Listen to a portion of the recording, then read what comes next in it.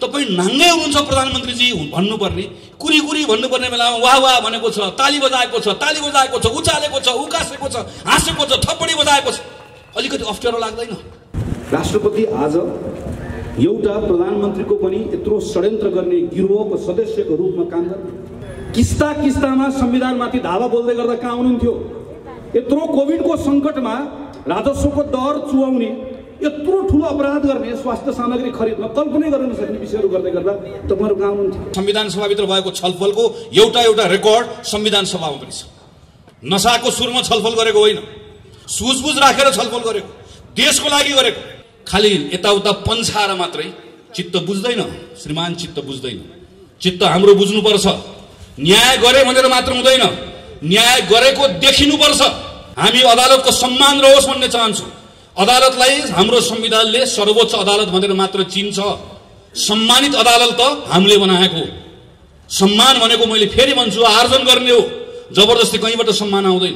संसद पुनर्स्थापना हुन्छ, पुनर्स्थापित संसदले देशलाई फेरि लाने निर्वाचनमै हो। देश ढिलो चाँडो निर्वाचनमै जान्छ, त्यो निर्वाचनबाट नयाँ जनादेश आउँछ, त्यही नयाँ जनादेशले फेरि सबै कुरालाई ठिकठाक ढङ्गले सम्हाल्छ। तर त्यहाँसम्म पुग्नका निम्ति जाने बाटो ठिक हुनुपर्छ। लेख्ने खबरदार, प्रधानमन्त्री केपी शर्मा ओलीसँग 1000 असहमति छन्, तर मेरो प्रधानमन्त्री हाम्रो प्रधानमन्त्री हो। हाम्रो प्रधानमन्त्रीको बारेमा लेख्ने खबरदार भनेर लेख्ने हामी हो। तपाईँहरूको बालाई घरमा विश्राम दिनुहोस् भन्दै गर्दा तपाईँहरू कहाँ हुनुहुन्थ्यो? म भन्छु तपाईँहरू कहाँ हुनुहुन्थ्यो? लगायत नगर कार्य समितिका साथीहरू, उपस्थित दाजुभाइ दिदीबहिनीहरू सबैलाई मेरो हार्दिक जय नेपाल। म क्षमा चाहन्छु, म आज ललितपुरको कार्यक्रम मेरो पूर्व निर्धारित कार्यक्रम थियो। ललितपुर भन्दा साथ जाउला खेल याद आउँछ। म गएको चाहिँ गोटी खेल, ठ्याक्कै यहाँ अहिले घडी हेरेर 3 घण्टा 10 मिनटमा यहाँ आइपुग्दो रहेछ। त्यसैले बिहान गएर कार्यक्रममा गएर केही साथीहरू प्रवेश गराएर केही कुरा राखेर दौडेर यहाँ आइपुग्दै गर्दाखेरि पनि अलिकति ढिलो आइपुग्यो। म यसको लागि क्षमा माग्न चाहन्छु। बुढानीलकण्ठ नगरपालिकाको नेपाली कांग्रेसमा आबद्ध प्रत्येक साथीलाई थाहा छ आजको यो कार्यक्रम, यसको विरोध कार्यक्रम एउटा महत्त्व छँदैछ, तर हाम्रो संगठनकै लागि पनि यो कार्यक्रमको असाध्यै ठुलो महत्त्व छ। आज हामी जसरी नगर कार्य समितिको मञ्चमा एक ठाउँमा जम्मा भएका छौँ, यसैले हाम्रो संगठनको ताकत बुढानीलकण्ठ नगरपालिकाभित्र क्षेत्र नम्बर 4 भित्र कति बढेर जान्छ भन्ने कुराको एउटा सुखद संकेत हामीलाई दिएको छ।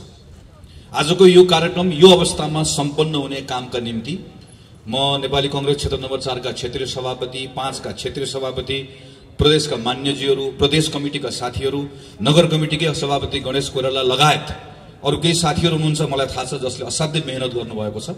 म त्यो मेहनत गर्ने साथीहरू, नगर समितिका साथीहरूलाई पनि प्रति पनि ठुलो सम्मान प्रकट गर्न चाहन्छु। र जुन एउटा एकताको भावना, संगठित भएर जाने कुरा जुन एउटा सुखद प्रारम्भ भएको छ, यसलाई हामी सबैले यसमा बल पुर्याउँछौँ। हाम्रो संगठनको ताकत हामी अझै बढाएर लिएर जान्छौँ। यो संकल्प गर्ने आजको कार्यक्रम पनि हो। आज हामी 753 वटा पालिकामा यसरी बाहिर आएका छौँ, 4 तारे झण्डा बोकेर। हामी बाहिर किन आएको? 2074 साल मङ्सिर 21 गतेको निर्वाचनबाट एउटा परिणाम आयो। 5 वर्षका निम्ति नेपाल कम्युनिस्ट पार्टीले गाडी हाँक्ने मौका पायो। नेपाली कांग्रेसलाई भनियो तिमीहरू गाडीको सिटभित्र पछाडिपट्टि गएर बस। हामी थपक्क गएर बस्यौँ। नेकपाले के भन्यो? 5 वर्षको लागि गाडी हाँक्ने सिटमा, चालकको सिटमा प्रधानमन्त्री केपी ओली बस्नुहुन्छ। हामीले भन्यौँ यो तिम्रो कुरा जसलाई राखेर राख। 5 वर्ष छ, गाडी हाँक्न पाएका छौँ, पछाडि बस्छौँ, अनावश्यक हल्ला गर्दैनौँ, दायाँ बायाँ गऱ्यौ भने खबरदार भन्छौँ, तर 5 वर्ष थपक्कसँग बस्छौँ, गाडी तिमीले चलाऊ, गन्तव्यमा पुर्याऊ भनेर भन्यौँ। बीचबीचमा कहिले दायाँ कहिले बायाँ, कहिले यता कहिले उता गर्दै गर्दा खबरदार गऱ्यौँ, सच्याउनका निम्ति दबाब दियौँ, हल्ला पनि गऱ्यौँ, तर भत्काउने बिगार्ने काम गरेन। गाडीको चालकले के गर्यो? अस्ति केही महिना अगाडि हामीलाई भन्यो एकछिन गाडी रोक्छु, तपाईँहरू खानासाना खानुहोस्। एकैछिन रोक्छु भनेर भनेको, खाना हामीलाई पठाएर फर्केर आउँदै गर्दा हेरेको गाडी नै भिरबाट झार्यो, गाडी नै बाँकी छैन।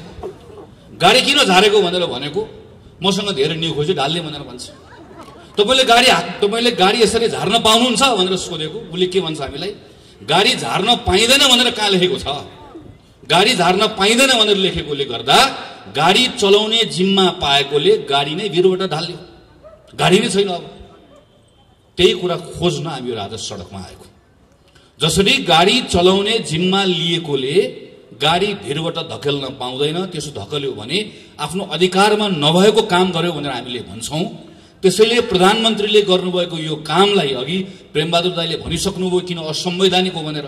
त्योभन्दा अगाडि म के भन्छु भने असंवैधानिक भन्दा अगाडि अनधिकृत हो। बहुमत पाएको प्रधानमन्त्रीले संसद विघटन गर्न पाउने कुरालाई हाम्रो संविधानले चिन्दै गाडी धकल्दिएको भनेको जस्तै नेपाली कांग्रेसको क्षेत्रीय सभापति राजु श्रेष्ठले गणेश कोइरालालाई तपाईं नगर समितिको सभापति होइन भनेर भन्नुभयो, वा जिल्ला सभापति सबुज बानियाले भन्नुभयो भने, वा कसैलाई पार्टीभित्र भन्यो भने त्यो बेलामा हामी के भन्न सक्छौं? विधानमा लेखिएको छैन, विधानमा भएन भनेर भन्न सक्छौं, वा विधानमा छ भनेर भन्न सक्छौं। हामी विधानको छलफल गर्छौं।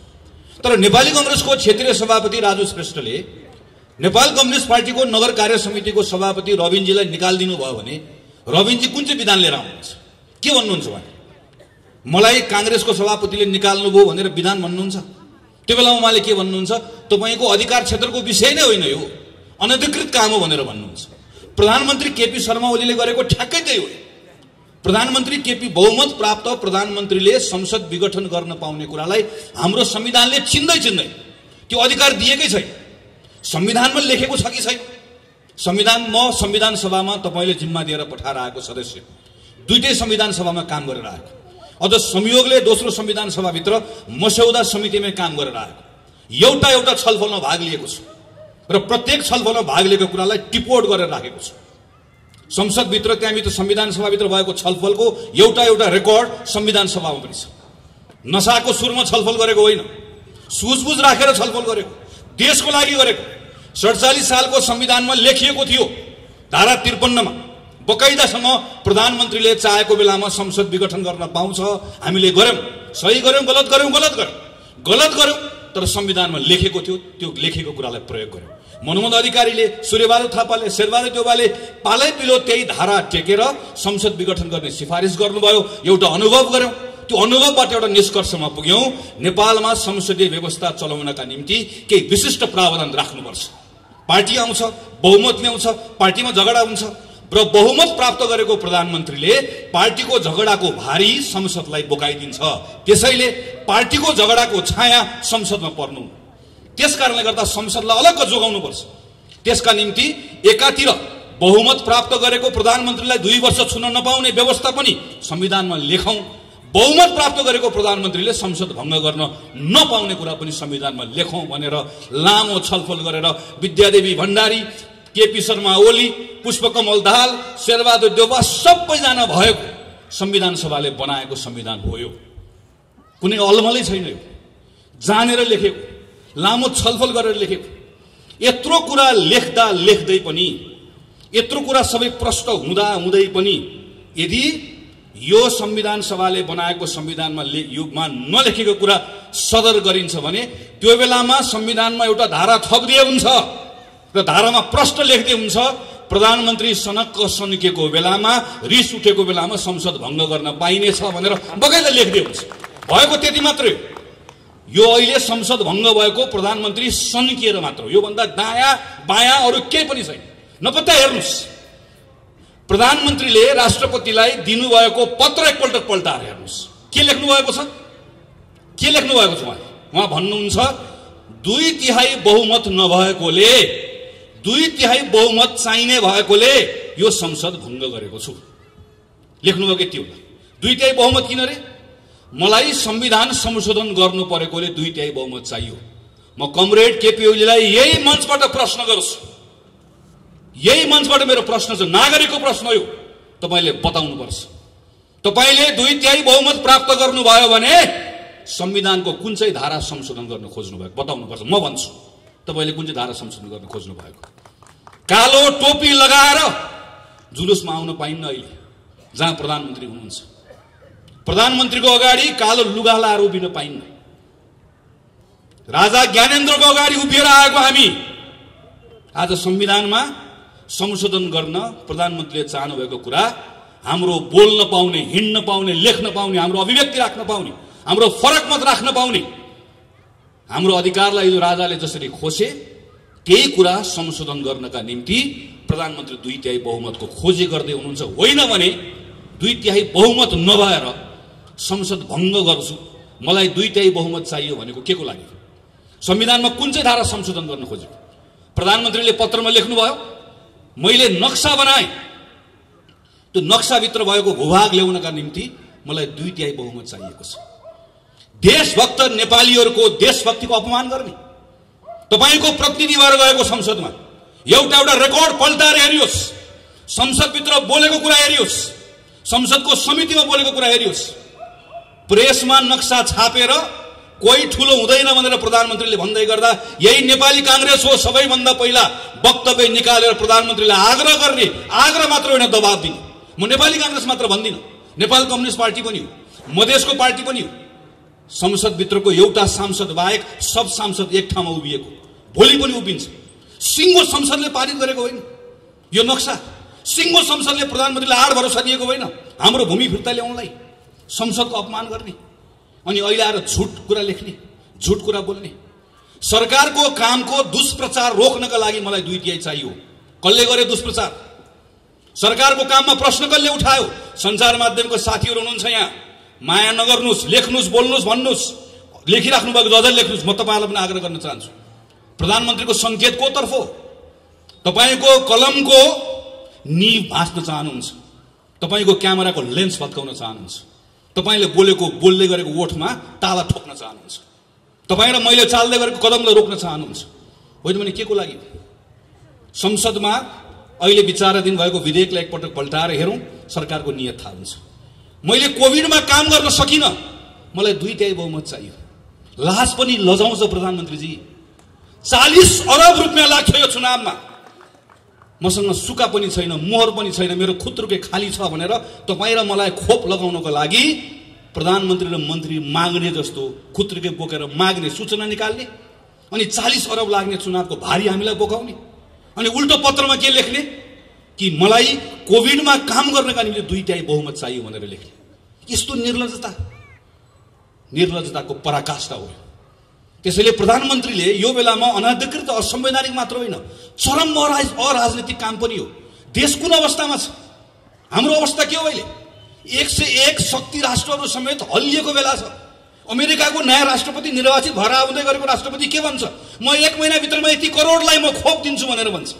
सिङ्गो संसारमा निर्वाचनबाट आएका मानिसहरू आफ्नो नागरिकको जनस्वास्थ्यको विषयमा के गर्ने, रोजगारी गुमाएका छन् कसरी पुनर्स्थापित गर्ने, कसरी किसानलाई, मजदुरलाई, सारा मान्छे सबतिर छटपट्टि भइरहेको बेलामा नागरिकलाई कसरी मद्दत गर्ने भन्ने भइरहेको बेलामा हाम्रो प्रधानमन्त्री हिजो संसद चलिरहेको बेलामा संसद रोकेर अर्काको पार्टी फुटाएर संसद अपहरण गर्ने प्रयास गर्नुहुन्छ।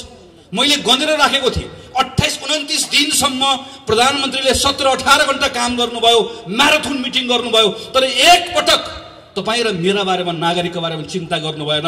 9 महिना सिंहदरबार टेक्नु भएन र आज सारा देशभरिका जनता रोग भोग शोकको बेलामा डुबेको बेलामा, यिनका बारेमा सोच्नुपर्ने बेलामा, हाम्रो काँधमा यो बेलामा सांसदहरू सबै त्यो जिम्मेवारी बोकेर हिँड्नुपर्ने बेलामा हामीलाई हाम्रो शिरमा आएर निर्वाचन थोपर्नु भएको छ र भन्नुहुन्छ मलाई 2/3 बहुमत चाहिएको छ। असंवैधानिक पनि छ, अनधिकृत पनि छ, अराजनीतिक पनि छ। यति मात्र छैन, यो किर्ते पनि छ। हामीले हिजो मात्र अदालतको बहस हेर्यौं, सुन्यौं। संवैधानिक परिषदको सिफारिस गर्दै गर्दा किर्ते गरिएको कुरा त हामीलाई राम्रोसँग थाहा भएकै थियो, तर हिजो अदालतमा केही नयाँ कुराहरू सार्वजनिक भएको छ। पुस 5 गते प्रतिनिधि सभाको विघटन गर्दै गर्दा संविधानको धारा उल्लेख नगरिकन पत्र पठाइएको छ, फेरि अर्को पत्र पठाइएको छ, अदालतमा गएर पत्र फिर्ता ल्याइएको छ। अहिले त्यसलाई ढाकछोप गर्ने कुरा कोसिस गरिएको छ। ढाँटेको कुरा काट्ने पनि मिल्दैन भनेको यही। मैले त भनेको छु, अब क्षमा गर्नुहोला प्रधानमन्त्रीजी, तपाईको बारेमा यस्तो टिप्पणी गर्दै गर्दा मलाई यो क्षुद्र टिप्पणी जस्तो लागेको छ, तर म गर्न बाध्य छु। तपाईको यो किर्ते काम देखेपछि मैले भन्नुपर्ने भएको छ, तपाईको नाम बदलिदिनुस्। अब केबाट खड्ग प्रसाद ओली होइन, केपी ओली भनेको किर्ते प्रसाद ओली हो भनेर भन्ने बेला आएको छ। मलाई दुःख लागेको छ, तर भन्नुपर्ने अवस्था आएको छ। प्रधानमन्त्रीले यो तहको किर्ते गर्छ, अदालतसँग गएर, राष्ट्रपतिको कार्यालयमा गएर। अनि म अचम्म पर्छु, प्रधानमन्त्रीको वरिपरि हिँड्ने मानिस हाम्रै नगरपालिकाको पनि हुनुहुन्छ साथीहरू। प्रधानमन्त्रीको वरिपरि तपाईँ भन्नुपर्ने, तपाईँ नाङ्गै हुनुहुन्छ प्रधानमन्त्रीजी भन्नुपर्ने, कुरी भन्नुपर्ने बेलामा वाह वाह भनेको छ, ताली बजाएको छ, उचालेको छ, उकासेको छ, हाँसेको छ, थप्पडी बजाएको छ। अलिकति अप्ठ्यारो लाग्दैन? विवेक छैन? भोलि जवाफ दिनु पर्दैन। म आज सुभाष नेमाको सुन्दै थिएँ, मैले कसको नाम बिर्सेर भन्दै हुनुहुन्थ्यो। नाम होइन कमरेड, तपाईँले संविधानै बिर्सनु, तपाईँले आफ्नो जिम्मेवारी नै बिर्सनु भयो, तपाईँले आफ्नो हैसियत नै बिर्सनु भयो। सुभाष नेमाङलाई थोरै पनि अप्ठ्यारो लाग्दैन। अहिले पनि आज पनि उभिएर आज पनि कुन चाहिँ हलमा कहाँ गएर बोल्दै हुनुहुन्छ, मैले बाटोमा आएर हेर्दै थिएँ। यो संविधान सम्मत छ भनेर भन्न सक्नुहुन्न, अहिले पनि भन्ने आँट छैन। तर पनि आएर यो बेलामा आएर प्रधानमन्त्रीले गलत गरे पनि भन्न सक्नुहुन्न। यस्तो सबै म यसो हेर्छु वरिपरि बसेको मानिसहरू, प्रधानमन्त्रीको टोली, प्रधानमन्त्री त हुनुभयो उहाँको केपी ओली र ओलीको टोली। हाम्रो समस्या यहाँ हो। ओली र ओलीको टोली सँगसँगै अर्को ठुलो समस्या भनेको राष्ट्रपति हुनु। राष्ट्रपतिजी, मैले अस्ति पनि भने कार्यक्रममा, प्रथम नागरिक, हाम्रो 12 आमाभन्दा पनि माथि। राष्ट्रपतिको निवास भनेको शीतल निवासको वरिपरि गइसकेपछि श्रद्धाले शिर झुक्नुपर्ने हो। हाम्रो त्यो सद्भाव हुनुपर्ने हो नि। तब हामी सबैको प्रथम हिजो राष्ट्रपति कुनै पार्टीमा आबद्ध हुन्छ, राष्ट्रपति कुनै व्यक्ति कोहीसँग नजिक हुन्छ, हिजो काहीँ न काहीँ राजनीतिक पृष्ठभूमिबाट आएको हुन्छ। तर एकपटक त्यो ठाउँमा गएर बसिसके पछाडि, त्यो जिम्मेवारी लिइसके पछाडि त हाम्रो प्रथम नागरिक हो नि। वन्स प्रेसिडेन्ट अलवेज प्रेसिडेन्ट भनेर भन्छ। पूर्व राष्ट्रपति हुँदैन। रामवरण यादव पूर्व राष्ट्रपति होइन, राष्ट्रपति रामवरण यादव। एकपटकको राष्ट्रपति सधैँभरि राष्ट्रपति हुन्छ। अमेरिकामा प्रेसिडेन्ट ओबामा भनेको जस्तै, अमेरिकामा प्रेसिडेन्ट क्लिन्टन भनेको जस्तै हामीले पनि त्यस्तै संस्था निर्माण गर्न खोजेको। तर हेर्नुहोस् त, राष्ट्रपतिको पनि नाम बदलिनु पर्ने अवस्था आयो। मलाई क्षमा गर्नु राष्ट्रपतिजी, दुःख लागेको छ। यो पटक्कै भन्ने मन होइन। बडो सम्मानका साथ तपाईँको नाम लिने इच्छा हो, तर तपाईँको हरकतले हामी भन्न बाध्य भएका छौँ, तपाईँ हाम्रो राष्ट्रपति होइन, तपाईँ केपी ओलीको एउटा गुटपति हो। राष्ट्रपति एउटा गुटपतिमा सीमित रहनु भयो। त्यसैले मेरो त तपाईँलाई आग्रह छ, यत्रो धेरै राजनीति गर्ने रहर छ भने छोडिदिनुहोस् न। आउनुहोस् यहाँ तपाईँहरूको कार्यालय छ कतातिर, धुम्मराईतिर एउटा अध्यक्षको कुर्सी खाली छ। 2टा अध्यक्ष हुने पार्टी हो, एउटा अध्यक्ष गइहाल्नु। आउनुहोस्, बस्नुहोस्, नेपाली कम्युनिस्ट पार्टीको अध्यक्ष हुनुहोस्, चलाउनुहोस्। तपाईँकै पार्टी हो। तपाईँ पार्टी चलाउनलाई, तपाईँको गुट चलाउन त्यत्रो आतुरता छ, तपाईँलाई देश चलाउने जिम्मा भन्दा त्यो महत्त्वपूर्ण। आउनुहोस्। तर तपाईँले सक्नु भएन। तपाईँ हाम्रो राष्ट्रपति हुन सक्नु भएन। राष्ट्रपतिले सम्मान आर्जन गर्ने भनेको त, आस्था भनेको त जित्ने हो नि बाबा। जबरजस्ती गरेर मलाई सम्मान नै भनिदिन्छु नि, अगाडि त भनिदिउँला। तर आस्था भनेको त यहाँबाट आउँछ, हृदयबाट आउँछ नि। तपाईँले गुमाउनु भयो। जसरी प्रधानमन्त्री केपी शर्मा ओली र उहाँको टोली, यसको सबैभन्दा ठुलो यो संवैधानिक अपराधको, यसको कुको सबैभन्दा ठुलो यसको जिम्मेवार हो, यसको साझेदार राष्ट्रपति हो। यो परिस्थिति निर्माण गर्नेमा अर्को ठुलो जिम्मेवारी उहाँले बोक्नै पर्छ। त्यो जिम्मेवारी बोक्ने भनेको नेपाल कम्युनिस्ट पार्टीको अर्को टोली हो। मैले आजभोलि उहाँहरूलाई के भन्ने गरेँ, नेपाल कम्युनिस्ट पार्टी कोष्टमा हामी यहाँ छौँ। उहाँहरूलाई त्यसो गरी चिन्न सजिलो हुन्छ। कसरी चिन्ने नभए नेपाल कम्युनिस्ट पार्टी हामी यहाँ छौँ भनेपछि थाहा हुन्छ हामीलाई। जहाँ अहिले आजभोलि लेखेर राख्नुहुन्छ हामी यहाँ छौँ भनेर। मेरो उहाँहरूलाई धेरै कुरा छैन, मैले खालि उहाँहरूलाई केही कुरा स्मरण गराउने मात्रै हो। भेटेर स्मरण गराउने मन छ, दिनहरू मितिहरू स्मरण गराउने मन छ। हामीले संसदमा लडेको बेलामा तपाईँहरू कहाँ हुनुहुन्थ्यो? आज राष्ट्रपतिले यो भन्दै गर्दा कति पटक भन्यो तपाईँको अगाडि संसदमा, त्यो बेलामा तपाईँले के गर्नुभयो? राष्ट्रपतिको शीतल निवासबाट षड्यन्त्रको गन्ध आउँदैछ भन्दै गर्दा तपाईँलाई सत्ताको सुगन्ध मात्रै आयो। कहिले तपाईँलाई गन्ध आएन। तपाईँले त्यो बेलामा तपाईँलाई त्यही तातो लाग्यो, न्यानो लाग्यो। हामीले तपाईँलाई कति पटक भन्यौँ सभामुख मात्रै हुनुहुन्छ, उपसभामुखको चयन गरौँ, संसदको बैठक अवरुद्ध गरौँ। उपसभामुख भएको भए आज संवैधानिक परिषदको अवस्था यो हुँदैन थियो। हामीले तपाईँलाई कति पटक भन्यौँ अदालत नचलाउनुहोस्, अदालत चलाउनु भयो। त्यो भन्दै गर्दा तपाईँ कहाँ हुनुहुन्थ्यो? हामीले तपाईँलाई कति पटक भन्यौँ निर्वाचन आयोगको पवित्रतालाई कायम राखौँ। आज मेरो सूर्य कहाँ गयो भनेर खोज्दै हिँड्नु परेको छ। हामीले हिजो भन्दै गर्दा कहाँ हुनुहुन्थ्यो?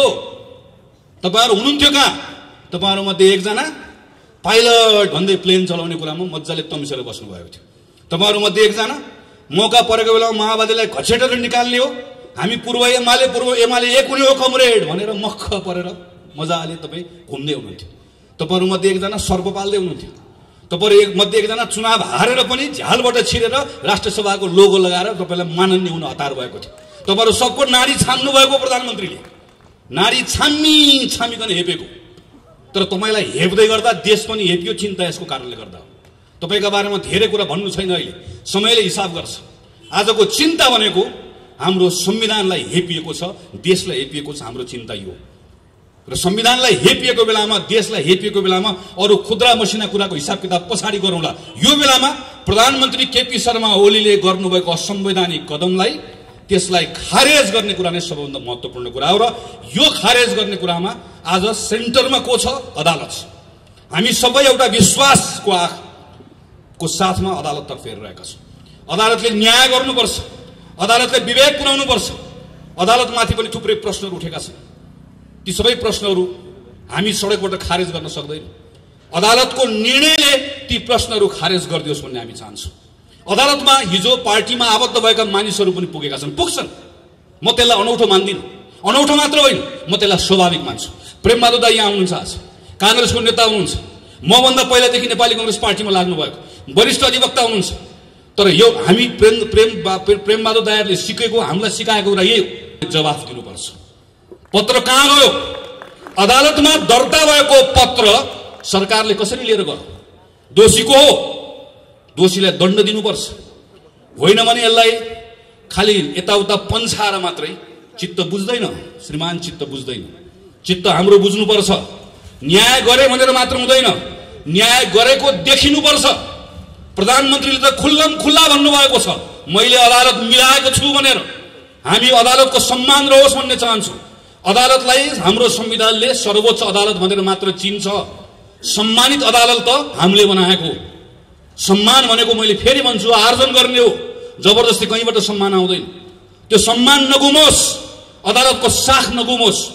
यदि अदालतको साख गुम्यो भने त्यसपछि हाम्रो अदालतको नाम सर्वोच्च अदालत होइन, सेटिङ अदालत हुन पुग्छ। त्यो नहोस् भन्ने हाम्रो चाहना हो। किनकि विश्वास हो, भरोसा हो। सबैभन्दा बढी अदालतप्रतिको विश्वास र भरोसा हाम्रो छ। त्यसकारणले गर्दा चिन्ता हाम्रो छ। यो चिन्ताले भनेको यो अदालतप्रतिको सम्मान, त्यो सम्मानको कारणले गर्दा भनेको। त्यसैले आदरणीय साथीहरू, आदरणीय अग्रजहरू, यो बेलामा यस कारणले गर्दा नेपाली कांग्रेस सडकमा आएको छ। एउटै प्रश्न बोकेर आएको छ, एउटै विचार बोकेर आएको छ, एउटै मन लिएर आएको छ। कोही अल्मलिनु पर्दैन। पार्टीका नेताहरूले भनेका कुराहरू, तरिकाहरू, आफ्नो शैलीहरू होलान्, शैलीहरू फरक हुन सक्दैन। हाम्रो कुरा एउटै छ, हाम्रो कुरा एउटै छ। र हाम्रो त्यो कुरा भनेको प्रधानमन्त्रीले गर्नुभएको काम असंवैधानिक हो। त्यस कारणले गर्दा आजको दिनमा असंवैधानिक कदम खारेज हुनुपर्छ र संविधानको पुनर्स्थापना हुनुपर्छ।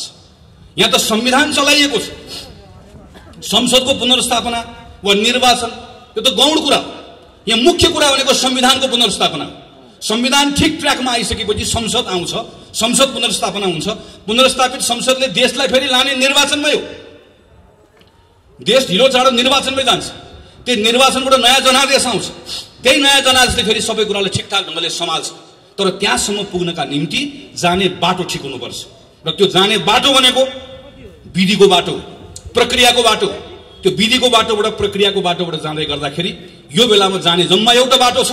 सर्वोच्च अदालतप्रतिको हाम्रो विश्वास छ, हाम्रो भरोसा छ। प्रधानमन्त्रीले जे कुरा भन्नुभएको भए पनि, बाहिर जे हल्ला चलेको भए तापनि ती सारा कुरालाई अदालतले खारेज गरिदिन्छ र अदालतले न्याय गर्छ, अदालतले विवेक पुर्याउँछ, संविधानको पक्षमा उभिन्छ र त्यही निर्णयबाट संविधान सच्चिने काम हुन्छ।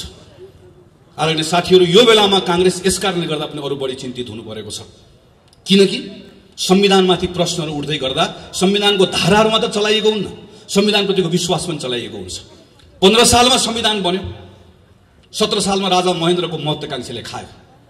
राजा महेन्द्रले महत्त्वाकांक्षा नराख्नु भएको भए आज हामीसँग 60 वर्षको संसदीय प्रजातन्त्रको इतिहास रहन्थ्यो र आज संवैधानिक राजतन्त्र पनि रहन्थ्यो। केही फरक पर्दैन थियो। हामी संवैधानिक राजतन्त्र भएको, संसदीय प्रजातन्त्र भएको, एउटा परिपक्व हाम्रो राजनीतिक आर्थिक संस्थाहरू भएको, लोकतान्त्रिक संस्थाहरू भएको नेपाल एउटा विकासको अर्को चरणमा पुगिसकेको देश हुन्थ्यो। यो पुस्ताको नेपालीहरू काम खोज्नको लागि कतार, इजरायल जानु पर्दैन थियो। हाम्रो 30औं वर्ष खेर गयो। 46 सालपछि अघि सभापतिले चर्चा गर्नुभयो। म त 48 सालको एसएलसी दिएको मान्छे। 46 सालको आन्दोलनमा त क्लास 9 मा पढ्थेँ। प्रजातन्त्र जिन्दाबाद भन्दै भन्दै बाहरू सबै हामी पनि हिँड्यौँ। सबै कुरा बदलिन्छ भन्ने लाग्यो। गल्ती हामीले पनि गर्यौँ, कमजोरी हामीले पनि गर्यौँ। माओवादीको दुस्साहस, यत्रो मानिसहरू मारे अनाहक, दरबारको षड्यन्त्र फेरि गयो 10-15 वर्ष खेर। 65 सालपछि फेरि आयो। यो पनि त 12-13 वर्ष भइसक्यो। 10 वर्ष लाग्यो राजनीतिक संक्रमणको नाममा एउटा संविधान सभा आयो, भङ्ग भयो, यो भयो त्यो भयो, बल्ल बल्ल संविधान आयो। अब एउटा मान्छेलाई सनक छले भत्काइदिने अब, अनि वैशाखपछि के गर्ने अब? संविधानले त बाटो देखाउँदैन। अनि फेरि अर्को एउटा कोर्समा जाने, फेरि एकपटक फेरि प्रजातन्त्र गुमाउने, अनि अलि वर्षपछि अर्को पुस्ता आउने, अनि त्यो बेलामा फेरि हामी सिनियर हुने, त्यो पुस्ताले आएर फेरि उसले आएर फेरि आन्दोलन गर्ने, अनि आन्दोलनबाट फेरि प्रजातन्त्र पुनर्स्थापना हुने, घुमिराख्ने हामी के अगाडि बढ्ने हो? हाम्रा कति विषयहरू छन्, हाम्रा कति मुद्दाहरू छन्, यी तमाम विषयलाई सम्बोधन गरेर अगाडि बढ्ने होइन। त्यस कारणले गर्दा यो संविधान चलाएको कुरालाई सामान्य रूपमा नलिउँ। म खास गरी तन्नेरी साथीहरूलाई आग्रह गर्छु, जेनेरेसनको कुरा हो यो। मैले देखेको छु मेरो आँखा अगाडि मेरो जेनेरेसन जसले योभन्दा फरक ढङ्गबाट सायद योगदान पुर्याउन सक्थ्यो होला, गयो नि हाम्रो 15-20 वर्ष, अर्को जेनेरेसनको जान्छ। नेपाललाई यही अवस्थामा राख्ने हो कि अगाडि लिएर जाने हो? म मात्र होइन, हामी सबै चाहन्छौँ, सायद होइन पक्कै पनि हामी सबै चाहन्छौँ हाम्रो जीवनकालमा हाम्रो देश बदलिएको हेर्न चाहन्छौँ नि। हामी यस्तो परिचय भएको नेपाल चाहन्नौँ नि, यो बदलेको चाहन्छौँ, विकासको अर्को चरणमा पुग्न चाहन्छौँ। यसरी पुगिन्न नि। त्यसैले अहिले जहाँनिर यसलाई रोक्ने प्रयास भएको छ यसबाट बचाउनुपर्छ। हेर्नुहोस्, जब शासकहरू कमजोर हुन्छन् त्यो बेलामा तिनले जनताको भावनासँग खेल्न थाल्छन्, कोही धर्मको नाममा खेल्छन्। हेर्नुहोस् त कहिलेकाहीँ मान्छेहरू त कोही के भनेर आउँछ, जसले हिजो मौका पाएको बेलामा हाम्रो मन्दिरको मूर्ति छाडेन, उसले तपाईँ र मेरो मन्दिर जोगाउँछु भनेर आउँछ, तपाईँ र मेरो धर्म जोगाउँछु भनेर आउँछ। हाम्रो धर्म यति कमजोर छ, अनि हामीलाई कहिलेकाहीँ लाग्छ हो हाम्रो बा खतरामा पऱ्यो यसले जोगाइदिन्छ कि, हामीलाई लाग्छ कहिले हाम्रो जात जोगाउँछु भनेर आउँछ, अनि अर्को को आउँछ कहिले देश जोगाउँछु भनेर आउँछ। नक्सा बनाएको बेलामा म सम्झन्छु, जब भारतले एकतर्फी नक्सा बनायो हामी सब बोल्यौँ, काङ्ग्रेस कम्युनिस्ट सबै बोल्यौँ। म अहिले पनि प्रधानमन्त्रीलाई आरोप लगाउँदिनँ, प्रधानमन्त्रीले तुरुन्तै नक्सा नबनाउँदै गर्दा सायद देशको प्रधानमन्त्रीले हामीले भन्दा फरक ढङ्गले सोच्नुभयो होला, उहाँले सोच्नु पनि पर्छ। यसलाई हामीले सडकको विषय बनाएर हामीले उहाँमाथि दबाब दियो, एउटा आधार उहाँलाई दियो, नक्सा बनायो। आज हामी के चाहन्छौँ, नेपालको जोसुकै प्रधानमन्त्री होस्, अब हामी भारतसँग यो विषयका सन्दर्भमा हामी समान सम्बन्धका आधारमा विषयलाई टुङ्ग्याउन चाहन्छौँ। भारतसँग पनि त्यही हो, चीनसँग पनि त्यही हो, अमेरिकासँग पनि त्यही हो। हाम्रो विदेशसँग हुने सबै सम्बन्धहरू समानताका आधारमा हुनुपर्छ र नेपाल यो ठाउँमा एक ढिक्का भएर उभिनुपर्छ भन्ने चाहन्छु। तर हेर्नुहोस् त यो विषयलाई कहिले नक्सा बनाएकोले मलाई मेरो पार्टीबाट निकालिदिन खोज्यो, नक्सा बनाएकोले मलाई प्रधानमन्त्री बदलिदिन खोज्यो, नक्सा बनाएको कारणले गर्दा मलाई घेराबन्दी गरेर अलिकति अप्ठ्यारो लाग्दैन? अनि यसो भन्दै गर्दा प्रश्न गर्नु पर्दैन, प्रत्येकले प्रश्न गर्नुपर्छ। हेर्नुहोस्, यही अस्ति मैले हेरेँ, मलाई छक्क पर्छु कहिलेकाहीँ, यही जी टेलिभिजनको पत्रकार हो जसले हाम्रो प्रधानमन्त्रीलाई चीनको राजदूतसँग जोडेर अश्लील शब्दहरू प्रयोग गरेर समाचार बजाउँदै गर्दा हामी हो संसदमा बोल्ने, हामी हो सामाजिक सञ्जालमा लेख्ने, खबरदार प्रधानमन्त्री केपी शर्मा ओलीसँग 1000 असहमति छन्, तर मेरो प्रधानमन्त्री हाम्रो प्रधानमन्त्री हो, हाम्रो प्रधानमन्त्रीको बारेमा लेख्ने खबरदार भनेर लेख्ने हामी हो। मैले लेखेको भाषामाथि त्यो बेलामा गरेको टिप्पणी मैले पनि सम्झन्छु, यसरी नलेख्नुहोस् पछि अप्ठ्यारो पर्ला भनेर लेखेको सम्झन्छु। मैले मात्र होइन, सयौं साथीले लेखे, पत्रकार लेखे, सबले लेखे। अनि हिजो मेरो प्रधानमन्त्रीको अपमान गर्ने, मेरो देशको अपमान गर्ने त्यही पत्रकारलाई बोलाएर सेटिङ गरेर अनि बालबटार बोलाएर अन्तर्वार्ता दिने, सबले थपडी बजाउने। अनि त्यही पत्रकार भोलिपल्ट गएर फेरि चाहिँ उसले लगेर सर्वत्र फेरि नाङ्गे बनाइदिने सगरमाथामा गएर, अनि फेरि त्यसपछि बर्बाद गरे भनेर भन्ने। सानो कुरामा हामी उत्तेजनामा आउने, बहकिने, त्यो केले गर्छ? कमजोर भयो भने हुन्छ। हामी कमजोर भयो भने हाम्रो भावनासँग खेल्छ, कसैले धर्मको नाममा खेल्छ, कसैले जातको नाममा खेल्छ। आज हाम्रो परराष्ट्र मन्त्री जानुभएको छ, संसद भङ्ग गरेर जानुभएकोले हाम्रो परराष्ट्र मन्त्रीलाई हेपेको छ। यहाँ ठुल्ठुलो कुरा गरेर हो पत्रकारसँग, हाम्रो परराष्ट्र मन्त्रीले भारतको प्रधानमन्त्री भेट्न पाउनु भएन, उहाँबाट आएको जासुसले भेट्छ, जासुसले मास्क लाएर आएर छिरेर भेट्छ हाम्रो प्रधानमन्त्री। यहाँ चीनको जासुसले पनि भेट्छ, भारतको जासुसले पनि भेट्छ। हामीले देखेनौँ, पढेनौँ, सुनेनौँ। तर हाम्रो परराष्ट्र मन्त्री भारत भ्रमणमा जाँदै गर्दा भारतको प्रधानमन्त्रीलाई भेट्ने समय पाउनु भएन। यसो भन्दै गर्दा खुच्चिङ म भन्दिनँ, दुःख लागेको छ र यो कुरालाई हामीले मनमा लिएका छौँ। भोलि हामी यसको हिसाब किताब गर्छौँ, हामी मिलेर गर्छौँ भन्छौँ नि। हामी यसलाई हाम्रो घरभित्रको हाम्रो जनमत निर्माण गर्ने कुरामा प्रयोग गर्दैनौँ, गर्नु पनि हुँदैन। धर्मको कुरा, जातको कुरा, देशको कुरा खेलाची कुरा होइन, र यसलाई मौका पाएको बेलामा अर्काको विरुद्ध प्रयोग गर्ने कुरा पनि होइन। तर यिनै कुराहरूलाई प्रयोग गर्न खोजिएको छ। त्यस कारणले गर्दा बोल्नुपर्छ साथीहरू, भन्नुपर्छ। त्यसैले म तपाईँहरू सबलाई आग्रह गर्छु, कोही अलमलमा रहनु पर्दैन। एउटा ठुलो षड्यन्त्र देशमा, ठुलो षड्यन्त्र मा यसलाई हालिसक्यो, अँध्यारो सुरुङमा हालिसक्यो। मैले त सुनिरहेको छु प्रहरी चलाउने, सेना चलाउने थुप्रै हरकतहरू अरू केही दिनमा गर्न खोजिँदैछ भन्ने कुराहरू सुनिराखिएको छ। यी सब कुराहरूमा हामीले रोक्नुपर्छ। हामीले अहिले बोलेनौँ भने पछि इतिहासले हामीलाई सराप्नेछ। हामी अहिले बोल्यौँ, एक ठाउँमा आयौँ, एक ढिक्का भएर बोल्यौँ, ठिक ढङ्गले उभियौँ भने छोडिदिनुहोस्, चुनाव आफै हुन्छ। चुनावमा परिणाम हाम्रो पक्षमा आफै। जनता विवेकी छन् नि, उनले हेरिहाल्छन् नि, उनले मूल्याङ्कन गरिहाल्छन् नि। यो बेलामा नेपाली कांग्रेसले आफ्नो धर्म निर्वाह गरिरहेको थियो, कर्तव्य पूरा गरिरहेको थियो भनेर भन्यो भने जनता समय आएको बेलामा हामीसँग आउँछन्, उभिन्छन्। हाम्रो कर्तव्य यो बेलामा त्यस कारणले गर्दा गाउँमा जाने, टोलमा जाने, सबैतिर जाने गरेर गएर बताउने मात्र होइन, भरोसा पनि दिने। कांग्रेस रुने होइन, कांग्रेसले यो बेलामा ढाडस दिने हो, भरोसा दिने हो। जनताको बीचमा प्रधानमन्त्रीले असंवैधानिक कदम चाल्नु भएको छ, तर हामी सच्याएर छाड्छौँ भनेर भन्ने हो। प्रधानमन्त्रीले देशलाई अँध्यारो सुरुङतर्फ धकेल्न खोज्दै हुनुहुन्छ, तर हामी रोकेर छाड्छौँ भन्ने हो। प्रधानमन्त्री र नेपाल कम्युनिस्ट पार्टीले जनताको मतको अपमान गर्यो, अपमानको बदला लिएर छाड्छौँ भन्ने हो। हामीले हिसाब किताब गरेर छाड्छौँ भन्ने हो। हामीले त्यो आड दिने हो, त्यो भरोसा दिने हो। कांग्रेसको साथीहरूले एउटा ताकत आफूमा पनि राख्ने हो, जनतालाई पनि एउटा आड भरोसा दिने हो। यो काममा तपाईहरु सबै लागिराख्नु भएको छ। थप लाग्नुहुन्छ भने विश्वासको साथमा आज नगर कार्य समिति यत्रो भव्य कार्यक्रम गर्यो। यहाँहरु सबैलाई हार्दिक धन्यवाद दिँदै मेरो आफ्नो कुरा टुङ्ग्याउँछु। धन्यवाद, नमस्कार, जय नेपाल। सभाध्यक्ष महोदय, नेपाली कांग्रेस क्षेत्र नम्बर 4 का क्षेत्रीय सभापति आदरणीय राजु श्रेष्ठज्यू, प्रदेश सभाका माननीय सदस्यहरू, माननीय नरोत्तम वैद्य, माननीय राधा घले, माननीय लक्ष्मीनारायण श्रेष्ठज्यू, पार्टीको अन्य विभिन्न जिम्मेवारी निर्वाह गरिराख्नु भएका सम्पूर्ण अग्रज तथा साथीहरू, यहाँ उपस्थित सम्पूर्ण दाजुभाइ दिदीबहिनीहरू, यहाँहरू सबैलाई हार्दिक अभिवादन। जय नेपाल। 2070 साल कार्तिक 20 गते कपनको यही ह्यान्डबल ग्राउन्डमा उभिएर नेपाली कांग्रेसको तर्फबाट उम्मेदवार हुँदै गर्दा मैले एउटा संकल्प गरेर मत मागेको थिएँ, भनेको थिएँ एउटा संविधान सभा असफल भयो, कांग्रेसको तर्फबाट संविधान सभामा गएर काम गर्ने मौका दिनुहोस्। 4 वर्ष काम गर्छौं, संविधान बनाउन सक्यौं, फेरि फिर्ता आउँछौं, संविधान बनाउन सकेनौं, तपाईहरुको अगाडि मत माग्न आउँदैन। 2074 साल को मंसिर 17 गते फेरि यही ठाउँमा कांग्रेसको तर्फबाट उम्मेदवार भएर उभिएर मैले भनेको म सम्झन्छु, 4 वर्ष काम गर्ने मौका दिनुभयो, जे भनेका थियौं त्यो पूरा गरेर आएका छौं। संविधान निर्माण भएपछि अब संविधान कार्यान्वयनको यो चरणमा फेरि कांग्रेसको तर्फबाट तपाईको प्रतिनिधि भएर काम गर्न चाहन्छु। त्यो संसद भित्र गएर हुन्छ हुन्न भन्ने सांसदहरुको भिडमा हराउँदिन, समस्या मात्र देखाउँदिन, परको बेलामा समाधानको पक्ष हुने कोसिस पनि गर्नेछु।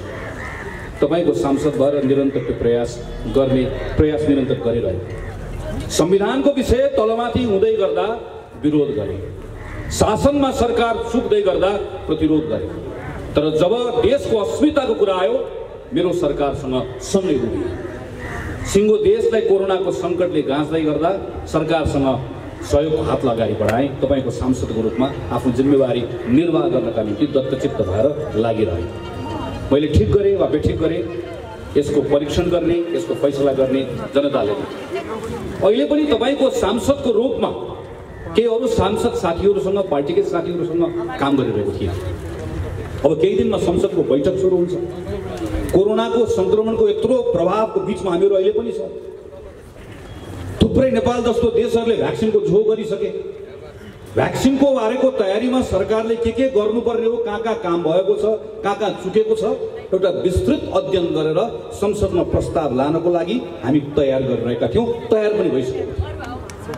यति धेरै मानिसहरूले अहिले कोरोनाको कारणले गर्दा स्वास्थ्यको मात्र होइन, स्वास्थ्यभन्दा बाहिर अर्को क्षेत्रमा हामीले हेर्यौँ भने यति धेरै प्रभावित भएका छन्। बाहिर थुप्रै कुरा देखिएको छैन, तर थुप्रै मानिसहरू, हिजो सानो सम्पत्ति भएको मानिसहरूको आज सम्पत्ति सकिएको छ। हिजो काम गरिरहेका मानिसहरू आज काम गर्न नपाएर सडकमा आएका छन्। यति धेरै रोगले भोगले मानिसलाई ग्रस्त बनाएको छ। सरकारले कार्यक्रमहरू बनाएको छ, तर कार्यक्रमहरू प्रभावकारी भएका छैनन्। यसको पनि अध्ययन गरेर संसदमा प्रस्ताव लिएर जाने तयारी हामी गरिरहेका छौँ।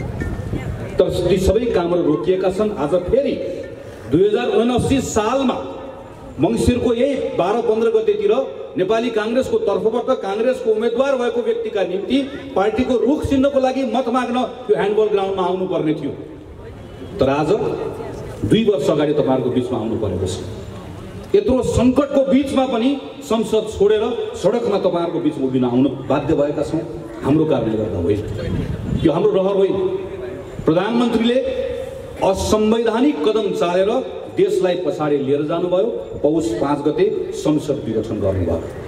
यो संसदले सांसद केपी ओलीलाई प्रधानमन्त्री बनायो। नभए केपी ओली झापाको सांसद हो जसरी म काठमाडौँको सांसद। त्यो संसदले उहाँलाई बनायो।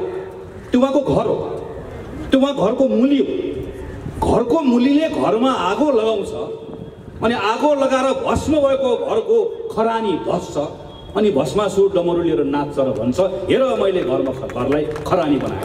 अट्टहास गर्छ, पूर्व पश्चिम हुन्छ। हामी सबै हेरिरहेका छौँ। प्रधानमन्त्रीले सही गर्नुभयो कि गलत गर्नुभयो त्यो बहस गर्नुभन्दा पहिला प्रधानमन्त्रीले गर्न पाउनुहुन्छ कि पाउनुहुन्न हामीले यो कुरा हेर्न आवश्यक छ। 2047 सालको संविधानमा हामीले एउटा व्यवस्था गरेका थियौँ जसलाई हामीले धारा 53(4) मा राख्यौँ र भन्यौँ नेपालको मन्त्री परिषदले संसद विघटन गर्ने सिफारिस गर्यो भने श्री 5 महाराजा धिराजले संसद विघटन गरिबक्सनेछ। प्रधानमन्त्रीको विशेष अधिकार, त्यही विशेष अधिकार प्रयोग गरेर प्रधानमन्त्री गिरिजाप्रसाद कोइरालाले संसद भङ्ग गर्नुभयो। मनमोहन अधिकारीले प्रस्ताव गर्नुभयो, सूर्यबहादुरले प्रस्ताव गर्नुभयो, शेरबहादुर देउवाले भङ्ग गर्नुभयो। 60-62 सालमा राजाको शासन, माओवादीको त्यो बेलाको विद्रोह, यी सबै कुराको आरोह अवरोह पार गरेर गरेको जनआन्दोलनपछि आएको नयाँ राजनीतिक अवस्था, त्यो राजनीतिक अवस्थाभित्र हामीले गरेको विमर्श, यी सबै कुराबाट हामी एउटा निष्कर्षमा पुग्यौँ कि हामी संसदीय व्यवस्थालाई नै अवलम्बन गर्ने हो। तर हाम्रो अनुभवहरूले हामीलाई केही कुरा सिकाएको छ। हामी 5 वर्षको लागि चुनाव गर्छौँ तर 5 वर्ष हाम्रो संसद टिक्दैन। संसारको बेलायतमा एउटा होला, इजरायलमा एउटा होला, जर्मनीमा एउटा होला, प्रत्येक देशको आफ्नो अनुभव छ। हाम्रो अनुभवका आधारमा हामीले एउटा छुट्टै खालको संसदीय व्यवस्थालाई संविधानमा राख्नुपर्छ। राख्यौँ र हामीले भन्यौँ कि एकपटक प्रधानमन्त्री निर्वाचित भएपछि 2 वर्षसम्म अविश्वासको प्रस्ताव ल्याउन पाइँदैन। यो कुनै पनि देशमा छैन। फेरि 2 वर्षपछि ल्यायो भने पनि वैकल्पिक प्रधानमन्त्री को हुने भन्ने नाम राखेर ल्याउनुपर्छ। यो पनि कुनै देशमा छैन। अनि असफल भयो भने फेरि 1 वर्ष ल्याउन पाइँदैन, यो पनि कुनै देशमा छैन। अनि हामीले सँगै के भन्यौँ 5 वर्ष संसद राख्ने। मलाई त अहिलेसम्म याद छ त्यो दिनको छलफल। हामीले त कतिसम्म भनेका थियौँ भने संयुक्त राज्य अमेरिकामा जस्तै मङ्सिरको यति गते चुनाव हुन्छ भनेर तिथि नै संविधानमा लेखौँ, जसरी हामीले जेठ 15 गते बजेट आउँछ भनेर हाम्रो संविधानमा लेखेका छौँ। यसै गरिकन लेखौँ भनेर छलफल गऱ्यौँ। तर छलफल गर्दै गर्दा एउटा कुरा सम्झ्यौँ हामीले कि एउटा साल संसदको चुनावको मिति घोषणा गरेको बेलामा त्यो मितिमा ठुलो एकादशीको तिथि पऱ्यो। ठुलो एकादशीको तिथि परेकोले मिति सार्नु पर्यो। मिति लेखौँला, तिथि नमिल्ला। त्यही भएर संविधानमा लेखिसकेपछि 1 दिन पनि तलमाथि सार्न मिल्दैन भनेर मात्रै हामीले मिति नलेखेको। 5 वर्षसम्म संसदको आयु रहन्छ। संसदले प्रधानमन्त्री बनाउनै सकेन। चुनाव भयो, प्रधानमन्त्री बनाउनै सकेन। ठुलो पार्टीले बनाउन सकेन, 2टा पार्टी मिलेर बनाउन सकेन, ठुलो पार्टीले विश्वास प्राप्त गर्न सकेन। र हामीले त त्योभन्दा अगाडि एउटा सांसदले पनि प्रयास गर्न पाउँछ।